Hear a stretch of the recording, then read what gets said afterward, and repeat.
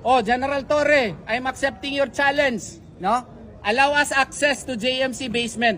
Ilang araw na ako nagre-request sa inyo ng confirmation kung totoo ba yung hukay na yan. Eh hanggang ngayon, hindi kayo nag-answer. Nagpadala na ako ng demand letter, nagpo-post na ako sa Facebook. Ngayon, kung hindi totoo na mayroon yang mga mina-mina na ginawa ninyo dyan, bakit ayaw ako papasukin? Kawawa itong mga pulis na nandito, oh. Ang babata pa nito. Oh. Thank you, Attorney. Salamat. Hindi kami papasukin. Pang 11 days na ngayon.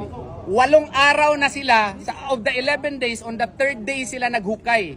Pang 8 araw na ito dito. At saka ang lalim na ng kanilang hinukay, 8 meters na, nakakasira na ng structural stability ng aming JMC building. Hindi na ito tama. Ang dala nila, arrest